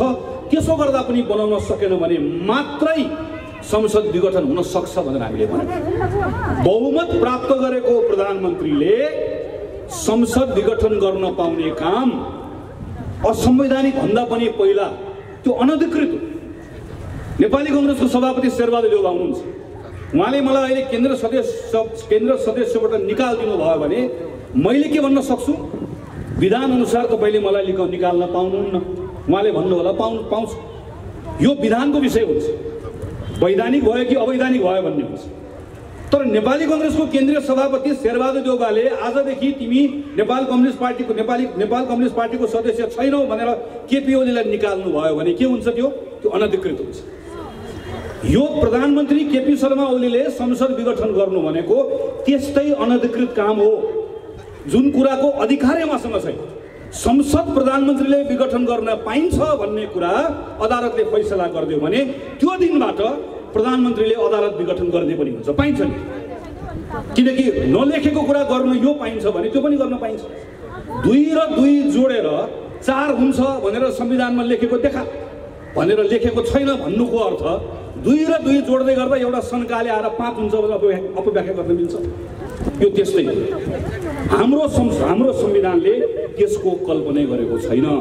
त्यसैले प्रधानमन्त्रीले सोध्नु भयो अरे कसले भने संसद पुनर्स्थापना हुन्छ भनेर प्रधानमन्त्रीले सोध्नु भयो अरे कसले भने यी मैले भने सुन्नु भयो अहिले मैले भर्खर को सुभाष नेमाले भनेको सुन्नु भएन को अग्नि खरेलले भनेको सुन्नु भएन को संविधान बनाउने मानिसहरूले भनेको सुन्नु भएन को पूर्व प्रधान न्यायाधीशले भनेको सुन्नु भएन हामी संविधान बनाउनेहरूले आएर भनेको। त्यसैले प्रधानमन्त्री केपी शर्मा ओलीलाई मेरो आग्रह छ हिजो धनगढीमा गएर भन्नुभयो अरे संविधान पढ भनेर भन्नुभयो अरे कमरेड ओली आउनुहोस् पढौँ न संविधान। तपाईँ मैदान छोडेर भागेर लुकेर बस्नुभएको सुभाष नेमाङलाई बोलाएर आउनुहोस् म संविधान भोगेर जारी गर्ने रामवरण यादवलाई लिएर आउँछु खुला मञ्चमा बसौँ।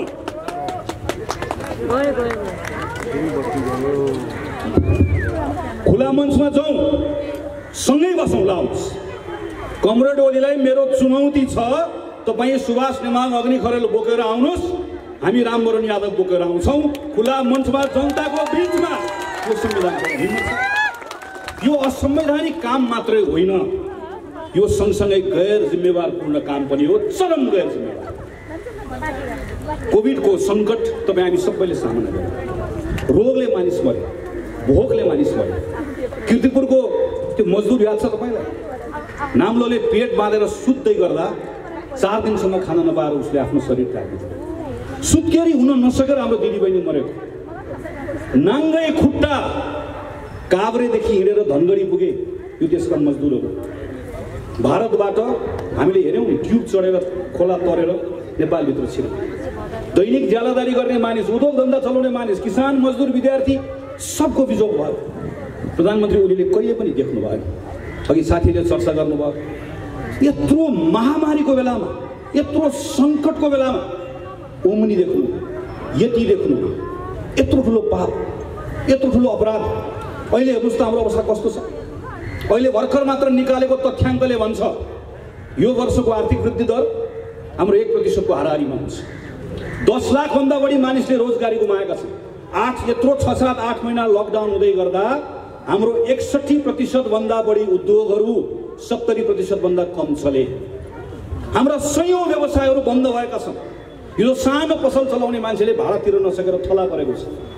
सानो रेस्टुरेन्ट खोलेको मान्छे पर्यटनको क्षेत्रमा काम गरेको मान्छे होटल चलाएको मान्छे ज्याला यो मजदुरीमा काम गर्ने मान्छे कुन क्षेत्रको मान्छे यसबाट प्रभावित भएको छ।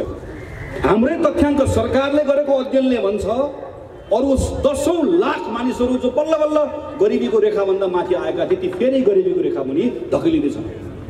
5 जना मान्छे मध्ये 3 जनाले रोजगारी गुमाएको छ भनेर सरकारको अध्ययनले भन्छ। अनि यस्तो बेलामा जिम्मा लिएको प्रधानमन्त्रीको सबैभन्दा ठुलो प्राथमिकता भनेको यी मानिसहरूलाई पुनर्स्थापित गर्ने होइन। तर हेर्नुहोस् त उपचार गर परीक्षण गर भन्दै गर्दा उसले भन्यो मेरो भाडो रित्तिएको छ। अनि आज हामी कसैले पनि नचाहेको बेलामा आवश्यकता नभएको संविधानले नभनेको देशले नमागेको बेलामा हामीलाई चुनाव ल्याएर थोपर दिएको छ। 30औं अरब चुनावमा खर्च लाग्छ। त्यो 30औं अरब चुनावमा खर्च हाम्रो समय भन्दा पनि हाम्रो समय हेर्नुहोस् त हाम्रो प्राथमिकता दिनरात। अब हाम्रो ध्यान केमा छ अदालतले के भन्छ हाम्रो ध्यान केमा छ प्रदेशको सभामा तलमाथि कहाँ भयो हाम्रो ध्यान केमा छ संसद पुनर्स्थापना हुन्छ कि हुँदैन खोइ जनताको विषय। रोगले भोगले शोकले प्रताडित भएको जनता केन्द्रबाट फेरि सिमानामा धकेलिएको छ। कसको कारणले गर्दा प्रधानमन्त्रीको कारणले गर्दा। प्रधानमन्त्री नाङ्गै हिँड्नु भएको छ तर वरिपरि हिँड्ने भाटहरू तपाईँको लुगा कति राम्रो भन्दै सँगसँगै हिँडेका छन्। मलाई उदेक लाग्छ प्रधानमन्त्री हेर्नुहोस् त 9 महिना सिंहदरबार आउनु भएन प्रधानमन्त्री सुरक्षाको कारण देखाएर। हिजो धनगढी जानु काठमाडौँको पार्टी प्यालेस घुम्नु भएको छ अनि हँसाउनुहुन्छ अनि म यसो जोकरहरू तल बसेर थपडी मारिरहेका हुन्छ। म त भन्छु प्रधानमन्त्री एकपटक हाम्रो मिलनचोक पार्टी प्यालेसमा आइदिनु यहाँको जोकरलाई पनि थपडी बजाउन आउँछ आइदिनु यहाँ पनि आइदिनु। यस्तो पनि हुन्छ। यस्तो बेलामा जब मानिसहरूले आफ्नो जीवन धान्नका निम्ति सङ्घर्ष गरिरहेको बेलामा हामी कहाँ छौँ। हाम्रो देशको अवस्था त्यसै पनि हामी गरिब त्यसै पनि हामी कमजोर यो महामारीले एक से एक अमेरिका जस्तो जापान जस्तो बलियो अर्थतन्त्रलाई त चौपट बनाएको छ, भारतलाई चौपट बनाएको छ। त्यो एउटा बङ्गलादेश दक्षिण एसियामा अहिले यत्रो क्राइसिसको बिचमा पनि लिडरसिप सही पाउँदै गर्दा अहिले 3% को आर्थिक वृद्धिले यस्तो क्राइसिसको बेला पनि अगाडि गएको छ। तर एक से एक सबल अर्थतन्त्रहरू धराशयी भएको बेलामा यो बेलामा काम गर्नुपर्ने बेलामा जनतालाई राहत दिनुपर्ने बेलामा यस्तो अवस्थामा पुर्याइयो। मैले त पहिलेदेखि भन्दै आएँ प्रधानमन्त्री ओली भनेको एउटा प्याकेज हो, अहङ्कारको, अविवेकको, असहिष्णुताको, अराजकताको एउटा प्याकेज। अघि नरोत्तम दाइले चर्चा गर्नुभयो, यस्तो पनि हुन्छ अरू मान्छेको अपमान गर्दै गर्दा मजा आउने, अर्काको दुःख हेर्दै गर्दा आनन्द लाग्ने। नार्सिसिस्ट भन्छ नि, हेर्नुहोस् त आफ्नो सहकर्मीहरूलाई भनेको तिमी मरेकै भए बेस हुन्थ्यो। उहाँले प्रयोग गरेका शब्दहरू हेर्नुहोस् त, प्रत्येक यसो याद गर्नुहोस् त तपाईँहरू। प्रधानमन्त्रीले आजसम्म कसैलाई मान राखेर बोल्नुभएको याद छ? कसैको बारेमा सम्मान व्यक्त गर्नुभएको याद छ? अनि अर्को एउटा भनाइ, एउटा मैले संसदमा उभिएर भनेको थिएँ, एउटा डनिङ क्रुगर इफेक्ट भन्ने हुन्छ। त्यो भनेको कस्तो हो भने व्यक्तिलाई केही पनि थाहा हुन्न तर मलाई थाहा छैन भने थाहा हो। त्यसले गर्दा के लाग्छ भने संसारमा मलाई जति अरू कसैलाई पनि थाहा छैन भन्ने लाग्छ। मैले त्यो कतिखेर महसुस गरेँ भने जतिखेर प्रधानमन्त्रीले संसदमा एउटा गुड्डी हाँक्नुभयो अनि प्रधानमन्त्रीलाई भेट्नका निम्ति हामी बालकृष्ण खाँडको नेतृत्वमा हामीहरू प्रधानमन्त्रीको निवासमा गयौँ। उहाँले 20 मिनटसम्म मेरो अनुहार हेरेर मलाई के को बारेमा प्रवचन दिनुभयो भने साबुन पानीले हात धुनु भनेको बेकार हो, साबुन पानीको ठाउँमा तातो पानीले धोए पनि हुन्छ, तातो पानीले साबुनले भन्दा राम्रो काम गर्छ भनेर 20 मिनट प्रवचन दिँदै गर्दा मलाई लाग्यो बिचरा यो मान्छेलाई के पनि थाहा छैन तर मलाई थाहा छैन भने थाहा छैन, त्यस कारणले गर्दा सबै थाहा छ भन्ने लाग्छ। स्वर्णिम युग बन्न सक्थ्यो। हामी चुनाव हार्यौँ, हामीलाई जित्न मन थियो, हामीलाई फेरि पनि जित्न मन लाग्छ स्वाभाविक। तर प्रधानमन्त्री केपी शर्मा ओलीले जुन अवसर प्राप्त गर्नुभयो त्यो अवसर प्राप्त गर्दै गर्दा नेपाली कङ्ग्रेसको एउटा सदस्य गएर चुनाव हामी जितेको भए हुन्थ्यो भन्ने लागिरहँदाखेरि पनि नेपाली नागरिक हो नि त पहिला हामी के लागिरह्यो हामीलाई भने यत्रो वर्ष पछाडि नेपालले एउटा राजनीतिक स्थिरता पाएको छ। प्रधानमन्त्री केपी शर्मा ओलीको नेतृत्वमा नेपाल कम्युनिस्ट पार्टीले 5 वर्ष देश चलाउँछ, देशलाई एउटा बिन्दुबाट अर्को बिन्दुसम्म पुर्याउँछ, हाम्रो देशका विकासका आकाङ्क्षालाई सम्बोधन गर्ने प्रयास गर्छ। हामी सँगसँगै समृद्धिको केही न केही पाइलाहरू चाल्नेछौँ। हाम्रो पार्टीभित्र पनि त्यस पछाडि हामी नयाँ ढङ्गले बहस गर्नेछौँ अनि 5 वर्षपछि चुनावको सामना गर्नेछौँ। उनले भन्दा तिमीले भन्दा राम्रो काम गर्छौ भन्ने कार्यक्रम बनाएर जनताको बिचमा आउनेछौँ अनि जनताले विश्वास गरे भनेदेखि भने फेरि शासन चलाउने ठाउँमा जानेछ। अब प्रतिस्पर्धा नयाँ ठाउँमा पुग्छ, कसले विकासको आकाङ्क्षाहरू पुरा गर्ने भन्ने ठाउँमा पुग्छ। हेर्नुहोस् त आज हामी आफ्नै सपनाको मलाई हामी जानुपर्ने अवस्थामा आइपुगेका छौँ। यसको जिम्मेवार को? यसको जिम्मेवार, यसमा कुनै सन्देह छैन, यसको जिम्मेवार प्रधानमन्त्री केपी शर्मा ओली र उहाँको टिम नै। यसको अर्को मुख्य साझेदार, यो अपराधको अर्को मुख्य साझेदार भनेको बडो दुःखका साथ भन्नुपर्छ हाम्रो राष्ट्रपति विद्यादेवी भण्डारी पनि हो। मलाई यो भन्दै गर्दा रत्तिभर पनि मलाई खुसी लागेको छैन। मेरो सम्माननीय राष्ट्रपतिका बारेमा म बडो श्रद्धाका साथ आफ्नो कुराहरू राख्न चाहन्थेँ, राख्दै आएको पनि। तर आज बडो दुखी भएर भन्नु परेको छ राष्ट्रपतिलाई सम्मान व्यक्त गर्नका निम्ति राष्ट्रपतिले त्यो मर्यादा राख्न सक्नु भएन। आज मलाई सम्माननीय भन्ने मेरो मनभित्रबाट त्यो श्रद्धा आउनै सकिरहेको छैन। राष्ट्रपति त तपाईँ र मेरो 12 आमा भन्दा पनि माथि र दर्जामा राखेको हाम्रो प्रथम नागरिक। हाम्रो भगवानको मन्दिरमा हामीले आफूभन्दा पहिला हाम्रो राष्ट्रपतिलाई छिर्न दिन्छौँ। आउनुहोस् पहिला पशुपति तपाईँ आइदिनुहोस्, आउनुहोस् हाम्रो देवीथानमा तपाईँ आइदिनुहोस्, दसैँमा आइदिनुहोस्, तिहारमा आइदिनुहोस्। हाम्रो राष्ट्रपति आज एउटा प्रधानमन्त्रीको पनि यत्रो षड्यन्त्र गर्ने गिरोहको सदस्यको रूपमा काम गर्ने, प्रधानमन्त्रीको भाटहरूसँग मिलेर काम गर्ने।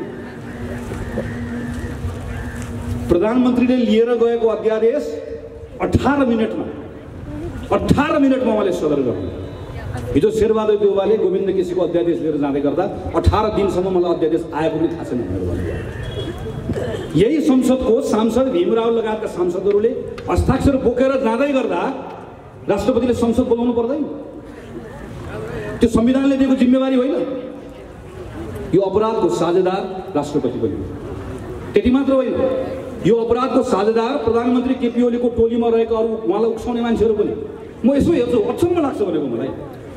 संसदमा सामना गर्न नसकेर भगोडा जस्तो भाग्नु हो प्रधानमन्त्री, तर फुर्ती हेर्छु युद्धै जितेर आएको जस्तो छ। त्यो दशरथ रङ्गशालामा तपाईँले हेर्नुभयो भने त्यहाँ बक्सिङ रिङ देख्नुहुन्छ। बक्सिङ रिङमा बक्सिङ खेल्न हामी तयार भएर बसेका छौँ। प्रधानमन्त्री ओली बक्सिङ खेल्न आउनु होला भनेको आउँदा आउँदै रङ्गशालामा आयो, त्रिपुरेश्वरबाट भाग्नु, अनि महाबौद्धमा गएर आफै गोल्ड मेडल किन्नु भएछ, अनि लगाएर आएर बक्सिङ जितेर आएको लगाउनु। अनि खेल्नु त भएन नि भनेको, आउनु त आएन, आएकोमै ढालिदिनु। मैदानमा आउनै भएको छैन, भाग्नु भएको छ, महाबौद्धमा गएर गोल्ड मेडल किनेको छ, अनि लाएर गएर म फर्स्ट भएँ, म फर्स्ट आएँ। हेर्नुहोस् देशभरि हेर्नुहोस् त प्रहसन पार्टी प्यालेसमा। संसदको सामना गर्नु पर्दैन। संसदको सामना नगर्ने जुन संसदले प्रधानमन्त्री बनायो, अनि अदालतको विषयलाई प्रभावित गर्न के भन्ने भने मसँग 65% मत भएकोले यो संसदबाट सरकार बन्नै सक्दैन थियो, त्यस कारणले गर्दा मैले वैकल्पिक सरकार नबन्ने भएकोले संसद भङ्ग गरेँ भनेर भन्ने, अनि फेरि उता पार्टी प्यालेसमा गइसके पछाडि चाहिँ मलाई संसदमा दुःख दिए भनेर भन्ने। त्यो संसदको सामना गर्नु पर्दैन।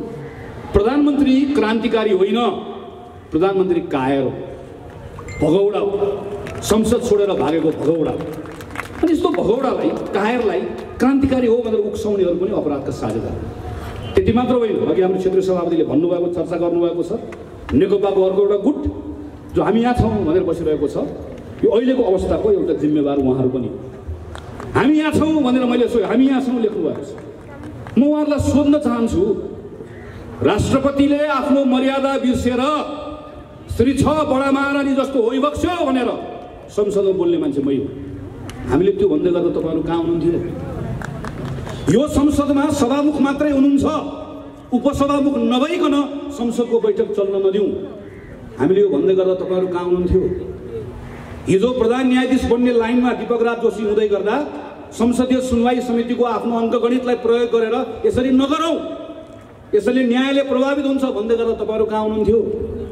निर्वाचन आयोगमा बहालवाला सचिवलाई रातारात सचिवबाट राजीनामा पनि नदिकन निर्वाचन आयोगको प्रमुख नबनाऊ, निर्वाचन आयोगको पवित्रता रहँदैन भन्दै गर्दा तपाईँहरू कहाँ हुनुहुन्थ्यो? किस्ता किस्तामा संविधानमाथि धावा बोल्दै गर्दा कहाँ हुनुहुन्थ्यो? यत्रो कोभिडको सङ्कटमा राजस्वको दर चुहाउने, यत्रो ठुलो अपराध गर्ने, स्वास्थ्य सामग्री खरिदमा कल्पनै गर्न नसक्ने विषयहरू गर्दै गर्दा तपाईँहरू कहाँ हुनुहुन्थ्यो? मैले त 1 वर्ष अगाडि भनेको संसदमा उभिएर प्रधानमन्त्रीको चालानीको छैन, तपाईँहरूको बालाई घरमा विश्राम दिनुहोस् भन्दै गर्दा तपाईँहरू कहाँ हुनुहुन्थ्यो? म भन्छु तपाईँहरू कहाँ हुनुहुन्थ्यो? तपाईँहरूमध्ये एकजना प्रधानमन्त्री केपी शर्मा ओलीले कमरेड यो त ट्र्याक्टर होइन प्लेन हो, 2टा पाइलट हुन्छ भनेकोमा दङ्ग परेर प्लेन उडाउँछु भनेर बस्नुभएको छ। तपाईँहरूमध्ये एकजना हामी एमाले एक हौँ, यो माओवादीले बेलामा ठेगान लगाइदिनुपर्छ भन्दै गर्दा दङ्ग परेर बस्नुभएको थियो। तपाईँहरूमध्ये एकजना सर्प पाल्नको लागि 72 करोड लिँदै हुनु। तपाईँहरूमध्ये एकजना गोर्खामा चुनाव हारेर झ्यालबाट छिरेर राष्ट्रिय सभाको सांसद पड्काउनको लागि प्रयास गर्दै हुनुहुन्छ। तपाईँहरू सबको लोभको कारणले गर्दा आज यो स्थिति आएको। बालुवाटारको जग्गा खर्लप्पै खाने विष्णु पौडेललाई संसदबाट निकाल्नु भन्दै गर्दा होइन होइन भन्नु, अहिले महासचिव बनेर तपाईँलाई निकालिदिएको देख्दै गर्दा ठिक्क पऱ्यो भन्नु मन लागेको छ। आजको मूल विषय यो होइन, जनताले फैसला गर्छ, इतिहासले फैसला गर्छ, यसका बारेमा हामीले धेरै चिन्ता गर्नु पर्दैन। आजको मूल विषय संविधानमाथि कु भएको छ, अपराध भएको छ, र आजको मूल विषय भनेको अदालत त्यसलाई सच्याउनुपर्छ। डेमोक्रेसीमा कहिलेकाहीँ सङ्घीय शासकहरू आउँछन्, निर्वाचित हुन्छ, राज्यको संस्थाले त्यसलाई नियन्त्रण गर्नुपर्छ। संसदले गर्नुपर्थ्यो, संसद भङ्ग भयो, राष्ट्रपतिले गर्नुपर्थ्यो, राष्ट्रपति अपराधको साझेदार हुनुभयो। यस्तो बेलामा जनविश्वास अहिले अदालतमा गएको छ। हामी सबै अदालततर्फ हेरिरहेका छौँ। हामीलाई के लागिरहेको छ? अहिले अदालतले सरकारले गरेको निर्णय ठिक भयो कि भएन भनेर छानबिन गरिरहेको छ। सरकारको निर्णय परीक्षामा छ भन्ने लागिरहेको छ। गलत। अहिले सरकारको निर्णय होइन, अदालत परीक्षामा छ। श्रीमानहरू परीक्षामा हुनुहुन्छ, हामी सबै परीक्षा लिइरहेका छौँ। कसले भन्छ अदालतको विषयको बारेमा बोल्न पाइँदैन? हेर्नुहोस् त, लोकतन्त्रमा विधिको शासन जहाँ हुन्छ त्यो ठाउँमा कहिलेकाहीँ संस्थाहरूले विधिको शासन खलबलाउन थाल्यो भने त्यसले ठिक ठाउँमा ल्याइदिन्छ। अमेरिकाको राष्ट्रपति डोनाल्ड ट्रम्प, जसले हाम्रो जस्तो होइन हातले टिपेर छानिकन बनाएको न्यायाधीश हो, आज यो निर्वाचनको परिणाम मैले मान्दिनँ भन्दै गर्दा ट्रम्पले बनाएको न्यायाधीश हो, छानेको न्यायाधीश हो, कृपा गरेको न्यायाधीश हो। तर आज डोनाल्ड ट्रम्पको अविवेकी असंवैधानिक निर्णयको पक्षमा उनीहरू उभिएन। हिजो कसले बनाए छोडिदिनुहोस्, अहिले बेन्चमा बस्नुभएको श्रीमानले हिजो मुट्ठी कस्नुभयो कि जय नेपाल भन्नुभयो, छोडिदिनुहोस्। तपाईँको धर्म, तपाईँको कर्तव्य अहिले संविधानप्रति। कुनै बेला जननायक बिपी कोइरालाले भन्नुभएको थियो, न्यायको न्यायकर्ताले नै अवहेलना गर्यो भने न्यायको कसैले पनि मर्यादा राख्दैन। गङ्गोत्रीको जल दूषित भयो भने कुनै पनि जल पवित्र रहन सक्दैन। न्यायको उद्गम स्थल पवित्र रहनुपर्छ, नत्र भए केवल पशुबल र स्थूल शक्तिको आधारमा जङ्गली शासन मात्रै हुन्छ।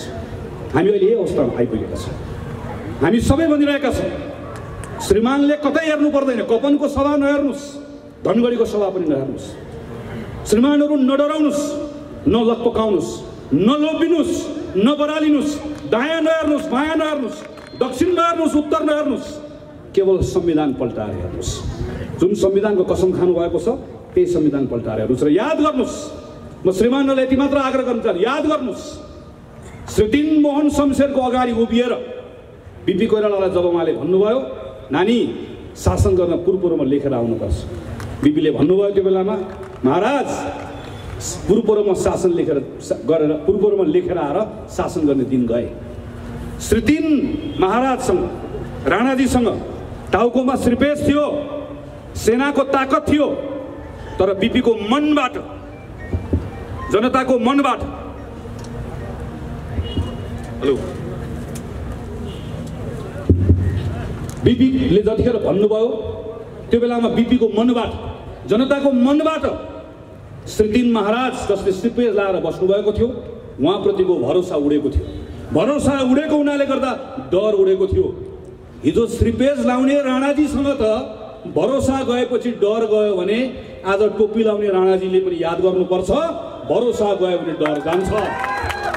त्यसैले यो बेलामा श्रीमानहरूलाई पनि आग्रह छ, यतिखेर हामी सबैको विश्वास त्यहाँ अडिएको छ, हामी सबैको भरोसा त्यहाँ अडिएको छ र संविधानमा जे लेखेको छ ती कुरा हुनुपर्दछ भन्ने हामी सबैको माग पनि छ। काङ्ग्रेसको यही आजको पोजिसन पनि हो।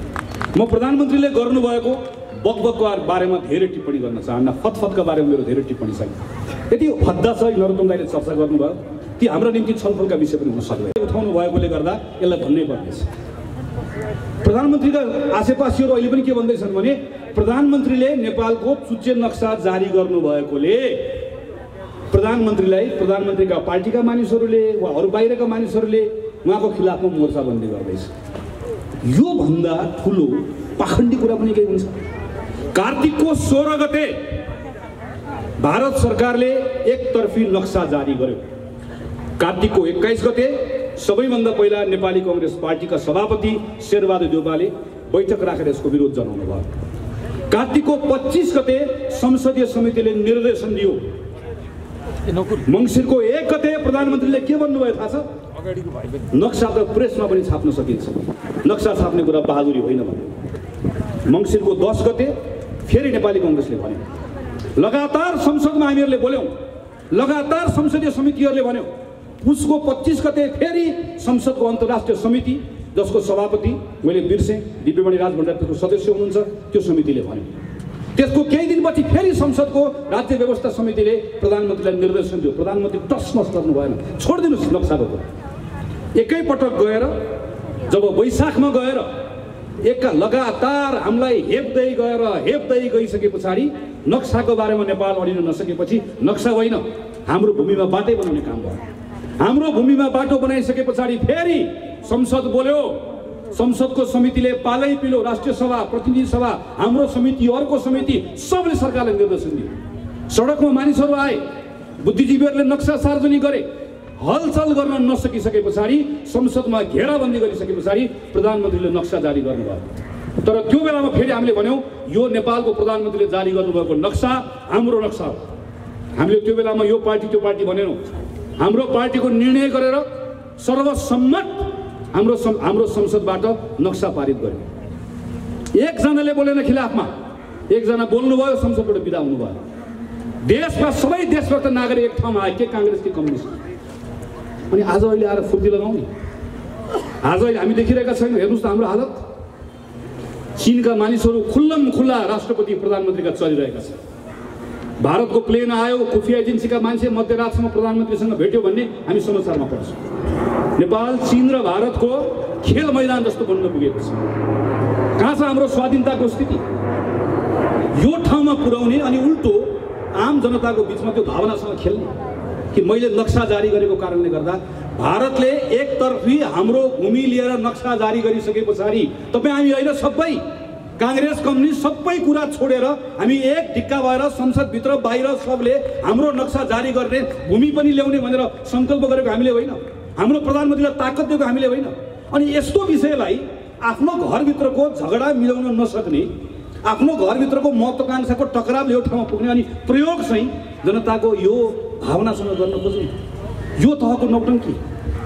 अझ अहिले मैले हिजो सुने प्रधानमन्त्रीको सहयोगी शालीन भनेर चिनिने परराष्ट्र मन्त्रीले भन्नुभएछ कि अब नेपालमा नेपाली फ्लेभरको नेपाली सुगन्धको लोकतन्त्र भएकोले यस्तो ठाउँमा हाम्रो संसद विघटन गर्न पाइन्छ। जब लोकतन्त्र अगाडि नेपाली माटो सुँधो यस्तो फ्लेभर भन्ने कुरा सुरु हुन्छ त्यहाँबाट खतरा आयो भन्ने कुरा हामीले बुझ्नुपर्छ। संसारभरि यस्तै हो।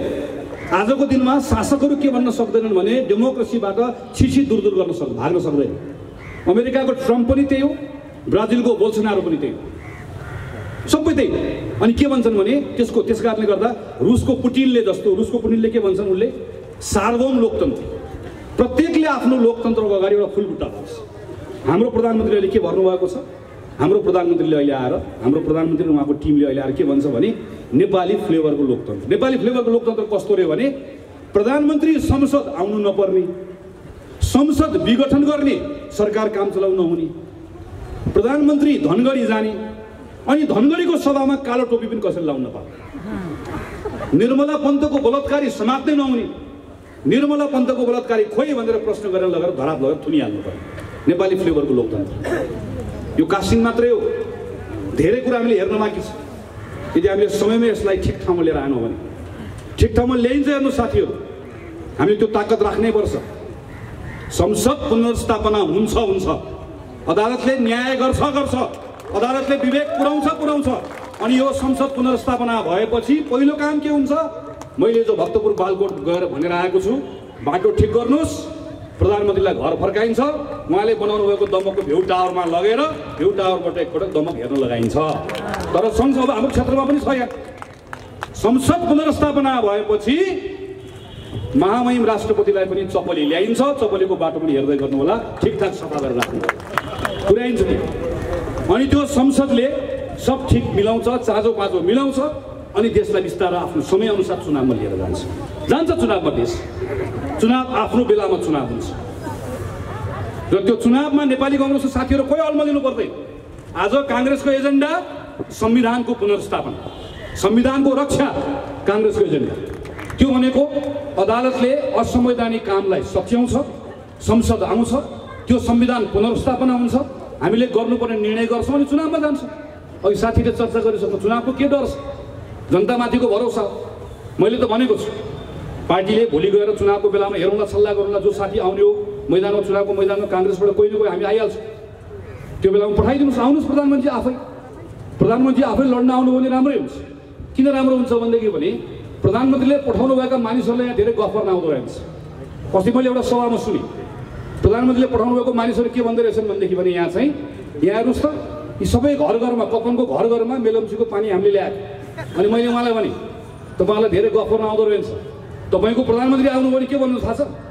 मेलम्ची घरमा ल्याएको होइन, मेरो त बाजेको बाजेले चोबारे मैले काटेको भनेर भन्नुहुन्छ। त्यस्तो गफ गर्न आउने मान्छे, तरिका पुर्याउने मान्छे पठाइदिनुहोस्। हामी किन चाहियो? हामीलाई सल्लाहका लडौँला चुनाव, जो लड्ने छ लडौँ। त्यसैले विषय चुनावको होइन साथीहरू, यहाँ चुनावको चिन्ताको त प्रश्नै छैन। चुनाव हिजो गिरिजाप्रसाद कोइरालाले शान्ति प्रक्रिया सम्पन्न गर्ने, नेपाललाई हिंसाबाट बाहिर निकाल्दै गर्दा जतिखेर पहिलो संविधान सभाको चुनाव गराउनु भयो त्यो बेलामा निर्वाचन हारिन्छ भन्ने कुरा राम्रोसँग थाहा थियो। हामी चुनाव हार्न तयार भयौँ तर देशलाई हार्न दिएनौँ। शेरबहादुर देउवाले यो पटक निर्वाचन गराउँदै गर्दा तपाईँ हामीलाई थाहा थियो भने शेरबहादुर देउवालाई थाहा थिएन? दुईटा कम्युनिस्ट पार्टी मिलेको बेलामा कांग्रेस चुनाव हार्छ भने थाहा थिएन? अनि त्यो बेलामा मलाई अहिले पनि याद छ, बालुवाटारमा म थिएँ त्यो दिन। केही साथीहरूले त्यो बेलामा चुनाव हार्ने कुरा निश्चित थियो। मधेसी दलसँग पनि हाम्रो कुराकानी मिलेन।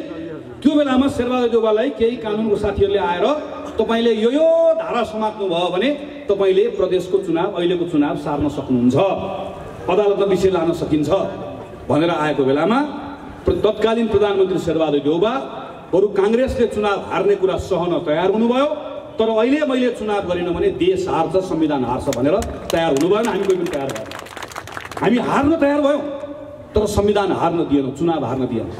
अहिले हामीलाई जितको हतार नगरौँ साथीहरू, धेरै हतार नगरौँ, जिम्मेवारी आउँछ, सम्हाल्नुपर्छ, सम्हाल्यो। तर यो बेलामा एउटा एकजना व्यक्तिको सनकले हाम्रो घरमा आगो लागेको छ, अनि घरमा आगो लागेको मान्छे खरानी धसेर देशभरि अट्टहास गरेर हिँडिरहेको बेलामा सम्हाल्ने काम हाम्रो, हामीले सम्हाल्नुपर्छ। हामीले अहिले सम्हालेनौँ भने अँध्यारो सुरुङमा देश जान्छ, अनि अँध्यारो सुरुङमा देश गयो भने उज्यालो कहाँ छ हामी कसैलाई पनि थाहा छैन। वैशाखपछि के हुन्छ कसैलाई थाहा छ? हाम्रो संविधानमा लेखिएको छ केही, अनि कहाँ जान्छ, अनि त्यसपछि कहाँ अनि त्यस पछाडि फेरि के मागहरू आउँछ, ती मागहरूले दोहोऱ्याएर कहाँ लिएर जान्छ? डर मागसँग होइन, डर नेपालको फेरि एकपटक हामीले प्राप्त गरेको अवसर खेर जान्छ भनेर 15 सालमा अवसर आयो, राजा महेन्द्रको महत्त्वाकांक्षाले गयो। 47 सालपछि अवसर आयो, हामीले पनि काम गर्न जानेनौँ, माओवादीको दुस्साहस, दरबारको षड्यन्त्र फेरि गयो। 62-63 को आन्दोलनपछि यत्रो वर्ष लगाएर संविधान लेख्यौँ, बल्ल बल्ल बल्ल एउटा व्यवस्था आएको छ। कति गल्ती छ, कमजोरी छ संविधानमा छ, थपौँला, घटाउँला, मिलाउँला। यत्रो हाम्रा यति दुःखका विषयहरू छन्, यत्रो धेरै काम गर्नुपर्ने छ।